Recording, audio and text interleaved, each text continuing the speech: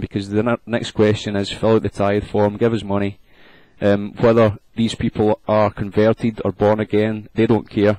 If they have money, they're in. And that's what they're acting like today, a pack of wolves.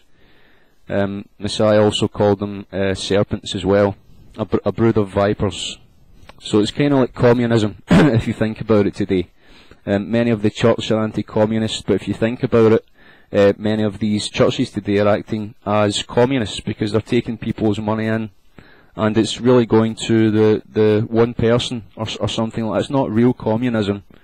Real communism would to be distribute wealth, but these people are just, they're just putting food on their own tables. They're fleecing the flock and feeding their own bellies. They're not actually feeding people the word of God. They're feeding their bellies with these people's money. So they think they release souls into the field when they preach the word, but they fail to convict of sin and make people twice the son of hell they were before.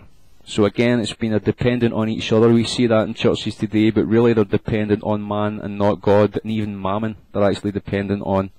They're putting that before being dependent on God.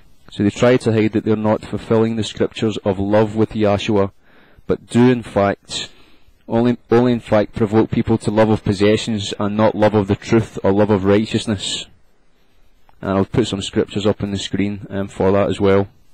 And the final one here is the one that most people get wrong. There's many bodies today in church that do out and do good things. But what I've got here is, they do good works and think this leads them to salvation. And you actually find these people are very unforgiving. If they actually meet a real man of God and the man of God tells them, listen, your church is sinning. Remember the sins in the 7 churches. Well, go and read that. Especially the Church of Sardis or something like that. You have a reputation of being alive, but really you're spiritually dead, even though you think that you're doing some good works. It's all of your flesh, it's all of mammon.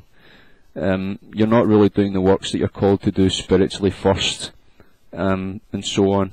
So these people then are self-righteous, and they forget the power of the blood of Yahshua the Messiah. And that is to perfect people. And we should know that we are sinners, therefore we should remain repentant. And we forget the power of the blood of Yahshua Messiah to perfection in a repentant sinner. Shalom.